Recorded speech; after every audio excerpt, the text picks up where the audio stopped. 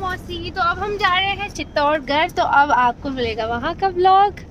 से हाय हाय हाय। Hey guys, आपका मेरे व्लॉग में बहुत बहुत स्वागत है। तो आज हम जा रहे हैं चित्तौड़गढ़ उदयपुर से। तो वो 110 से 115 किलोमीटर दूर है। तो हमने कार हायर कर ली है, विद फैमिली हम जा रहे हैं और हमारे पास एक दिन एक्स्ट्रा था इसलिए जा रहे हैं। वैसे तो चित्तौड़गढ़ किला बहुत फेमस हो गया है, पद्मावती मूवी की बात तो मुझे बहुत ज़्यादा एक्सप्लेन करने की ज़रूरत नहीं है। आई थिंक आपको मुझसे ज़्यादा नॉलेज होगी, बट स्टिल मैं घूम कर आई हूँ, गाइड किया है तो मैं आपको थोड़ा बताऊँगी। गाइड ये जो हमारे कार वाले भैया हैं इन्होंने सजेस्ट किया था, तो इन्हीं के थ्रू वो आ गए थे। फिलहाल ये जो 7 द्वार आपको बड़े बड़े दिख रहे हैं, ये 7 द्वार क्रॉस करते हुए हम जा रहे हैं टिकट लेने। यहाँ से हमने टिकट ली, ऑनलाइन ली, और ये मैप आपको दिख रहा है। हमने गाड़ी की भी टिकट ली क्योंकि 13 किलोमीटर का एरिया है और 700-800 एकड़ में ये फैला हुआ किला है। आपको पता है एशिया का सबसे बड़ा किला है। और ये दिखाती हूँ आपको, ये इतनी ऊंचाई पे यहाँ से देखिए पूरा शहर चित्तौड़गढ़ दिख रहा है और इतना ब्यूटीफुल लग रहा था, बहुत ज़्यादा।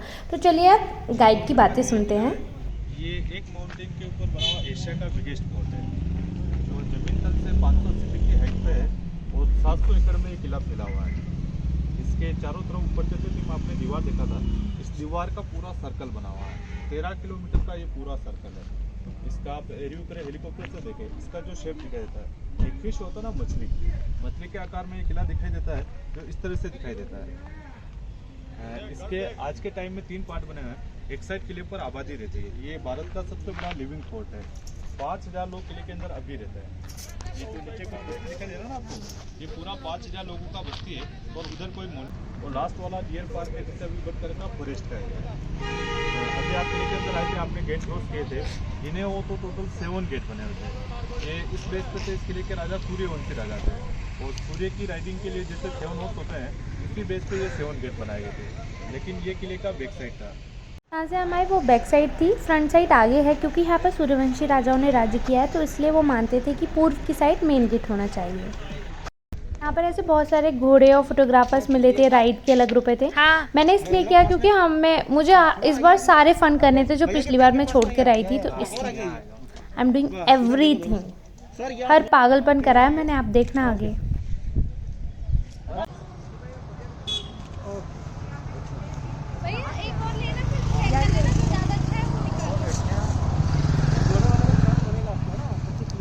अब भी है उसको खड़ा करना। घोड़ा तो आएगा ही, लेकिन आपका फेस भी अच्छा आना चाहिए ना। इधर गर्दन तुम्हारी एकदम पीछे चली जाती है नॉर्मली। ये फालतू जानवर है ये, एक ले लो इसमें। नहीं आ रहा। मंदिर में भी हो सकती है। इतने मंदिर बनाने का जो मेन रीजन है, इस किले की पॉपुलेशन को काम देना। 62,000 लोग किले के अंदर रहते थे, अंदर खेती नहीं होता था, लोगों को पास काम नहीं हुआ तो लोग चोरी डकैती करेंगे, इसलिए राजा महाराजा इन लोगों को इंगेज करते थे। इस किले की और आसपास की पहाड़ी को खुदवाते थे, इससे जो पत्थर निकलता वो महल और मंदिर बनाते थे, और जो खड्डे हो जाते थे उन्हें डेवलप करके पानी के तालाब बनाते थे। इसलिए किले पर 113 मंदिर और छोटे बड़े 81 पानी के तालाब थे।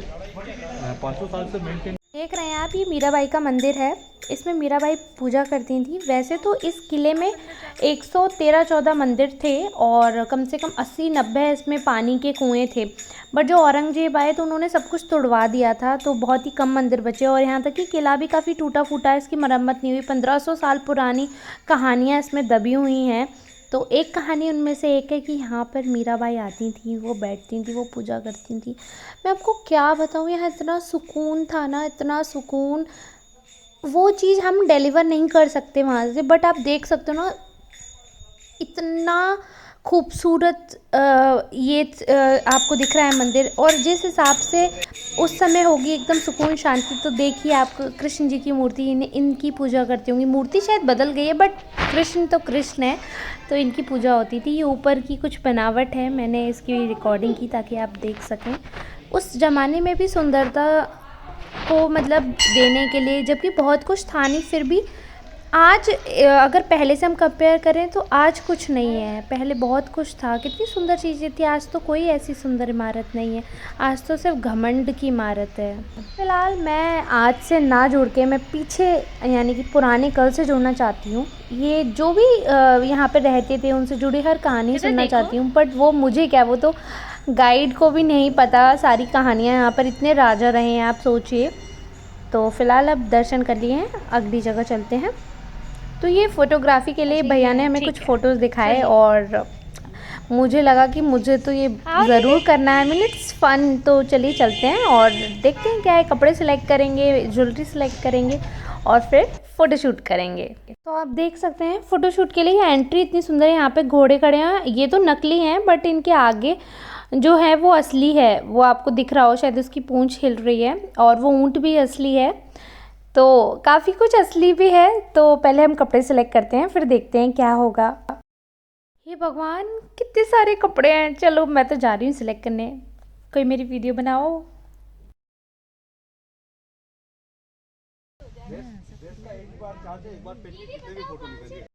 तो मैं और मेरे हस्बैंड जो हैं कपड़े डिसाइड कर रहे हैं और ये 50 रुपीज़ वाली लाइन है, ये मेरे हाइट और साइज़ की है। जो उधर 100 रुपीज़ वाले हैं वो बड़े एक्सेल और लंबे लंबे बड़े बड़े लोगों के लिए है।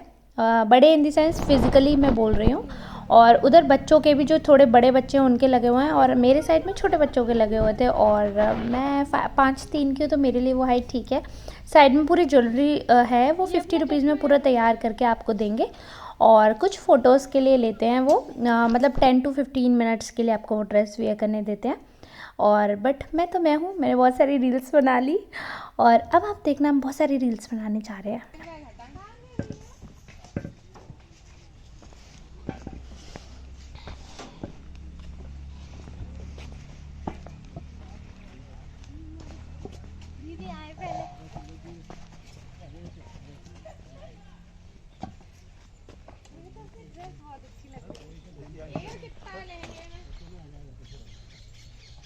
खरीदे तो कितने का है? जैसा ले लिए 2000 रुपये।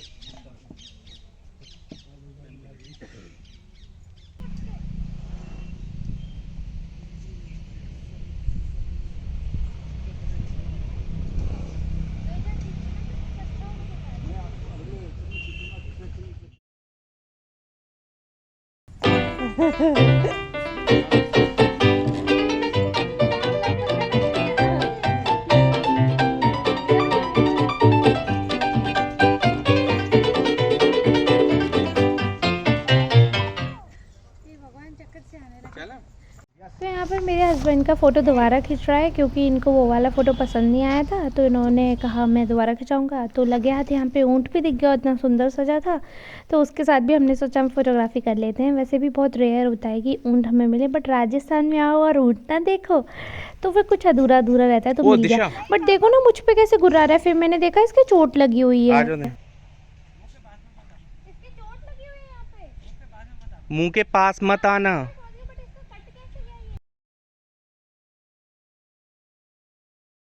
इस किले पर 7 से लेकर 9 सेंचुरी तक मौर्य वंश का राज्य था और उसके बाद जितने भी राजाओं ने राज किया वो ज़्यादातर सूर्यवंशी राजा थे। और एक महाराणा कुंभा थे जिन्होंने यहाँ पर 35 वर्ष तक राज किया था। हाँ।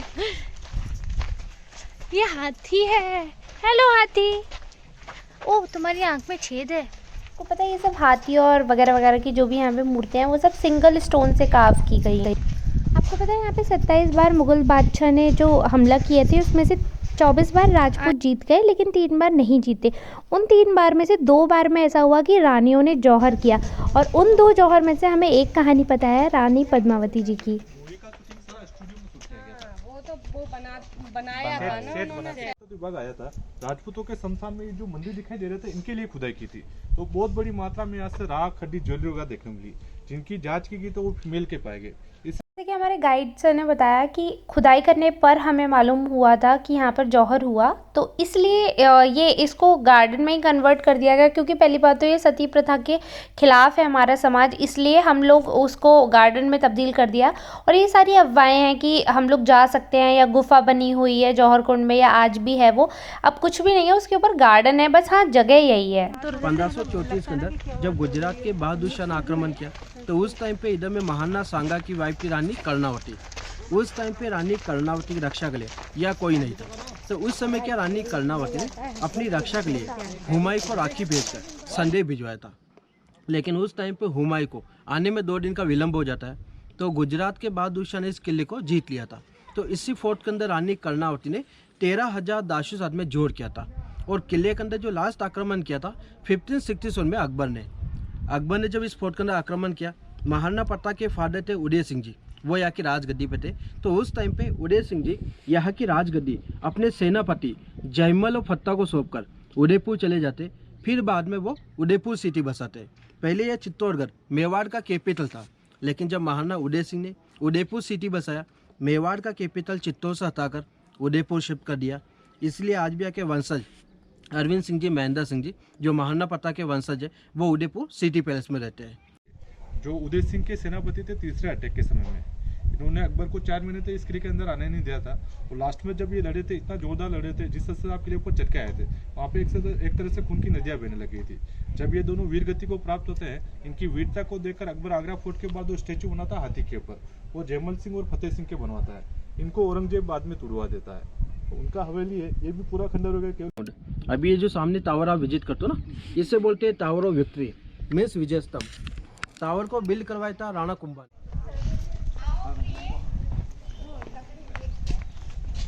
तो किले के अंदर काफ़ी सारे मंदिर हैं। उनमें से एक मंदिर के बाहर ये मीराबाई की तस्वीरें बिक रही थी, तो मैंने इनमें से 3 ले ली हैं, मुझे बहुत सुंदर लगी थी। अब आगे चल के हम घूमते हैं। ये इतना सुंदर लग रहा था ना, ये बहुत ही सुंदर मंदिर और उसके आगे बहुत ही सुंदर जगह।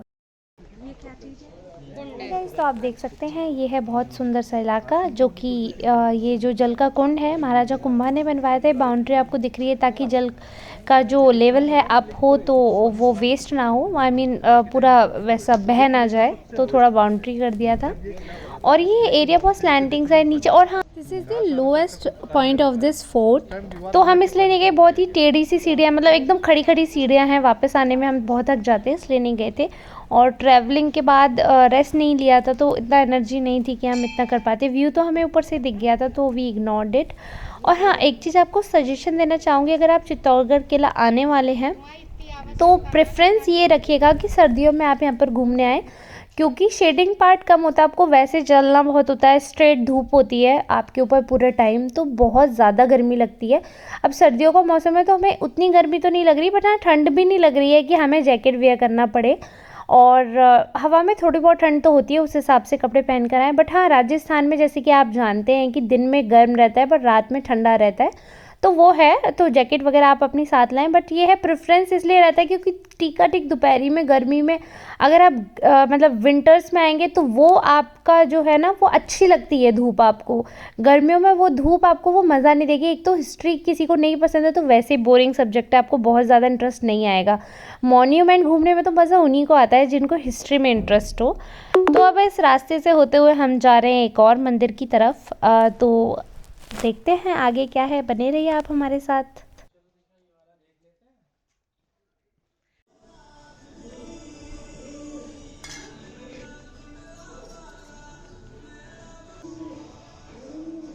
पद्मिनी, जिसको पद्मावती के नाम से भी जाना जाता, अत्यंत सुंदरी, परिशुद्ध, चतुर एवं पराक्रमी थी। यह महल पद्मिनी तालाब के उत्तरी तट पर स्थित है।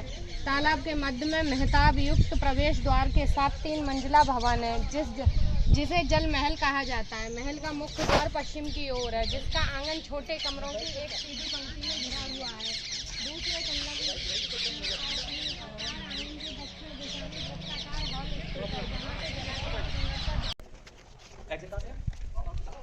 रानी नहाने जाती थी, अपने घर, उनका घर इसी में था। इतनी गट्टी थी रानी? ये बड़ा है, ये नहीं, फिर भी छोटा लग रहा है ये। हाँ, पहले के लोग तो बहुत लंबी होती थी, 6-6 फुट के। गेट लंबा है, लोग इधर में, और वैसे अरे फिर भी थे ना वो सिक्योरिटी। तो ये वो जगह है जहाँ पे ऐसा कहते हैं लोग, कुछ लोग, कि खिलजी ने रानी पद्मिनी को पहली बार देखा था। मतलब रानी जो थी वो सीढ़ियों पे खड़ी हुई थी, उनका प्रतिबिंब बना इस तालाब में, और उससे 45 डिग्री के एंगल में इस कमरे में एक मिरर था, जिससे उनकी जो इमेज थी वो फॉर्म हो गई।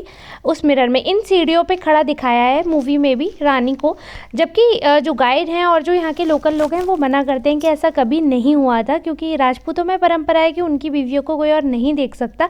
इसीलिए रानी ने जौहर किया। वो कोई और तरीका भी अपना सकती थी, युद्ध जानती थी, बट उन्होंने जौहर इसीलिए किया ताकि खिलजी उनके मृत शरीर को भी ना देख पाए, तो वो जीते जी अपनी शक्ल कैसे दिखा देती हूँ उसे, ऐसा गाइड और वहाँ के लोकल लोगों का मानना है। अब हम जा रहे हैं सेकेंड लास्ट पॉइंट पे। यहाँ पे जो नीचे लोकल लोग रहते हैं, ये लोग यहाँ के वनस्पतियों औषधियों से कपड़े बनाते हैं, रजाइयाँ वगैरह बनाते हैं, उनमें खुशबू आती है। मतलब ये पेड़ पौधों के रंग और उन्हीं के टेक्सचर वगैरह यूज़ करके कपड़े बनाते हैं, तो कितना भी पुराना दर्द वगैरह कुछ भी हो तो वो सब कुछ दूर हो जाता है। और यहाँ पे मतलब हाथ के काम को प्रेफरेंस दिया जाता है। और आपको पता है यहाँ का फेमस जो फ्रूट है वो है सीताफल।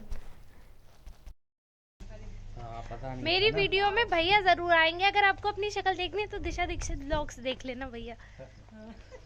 दिशा दीक्षित ब्लॉग्स देखना। तो ये है महल का मेन गेट, और राजा महाराजा पहले अटैक करते थे तो हाथी को वाइन पिला के गेट तोड़वाते थे, तो इसलिए ये रोड ऐसी घुमावदार बनी है और कीलें लगी हैं गेट में, और यहाँ से ये तेल और तीर वीर फेंके जाते थे ताकि हाथी या जो जानवर है राजा वगैरह वो सब सैनिक घायल होकर गिर पड़े। और आप ये जो देख रहे हैं ये मेन गेट था, और इसे बंद कर देते थे, पूरा चित्तौड़गढ़ सुरक्षित हो जाता था। जब खिलजी ने अटैक किया था तो सारे गेट को बंद कर दिया गया था, तो चित्तौड़गढ़ के किले को कई महीनों तक नहीं खोला गया था, क्योंकि ज़रूरत की सारी चीज़ें किले के अंदर ही उपलब्ध थी। गाइस यहाँ पर चित्तौड़गढ़ फोर्ट होता है ख़त्म। इसके आगे से एक पॉइंट है जहाँ पे हाथ से बनी चीज़ों को बेचा जाता है। तो आपके एंटरटेनमेंट के लिए मैंने कुछ पिक्स यहाँ पर ऐड कर दिए हैं। अगर आपको मेरा वीडियो अच्छा लगा हो तो प्लीज़ बहुत सारा प्यार दीजिएगा, लाइक कमेंट शेयर सब कुछ कर दो। नए हो तो चैनल को सब्सक्राइब करो, पुराने हो तो already thumbs up for you, और मेरे लिए भी थम्स अप कर दीजिएगा। ओके, थैंक यू साथ देने के लिए, साथ में बने रहने के लिए बहुत बहुत शुक्रिया। मिलते हैं अगले ब्लॉग में। Bye bye.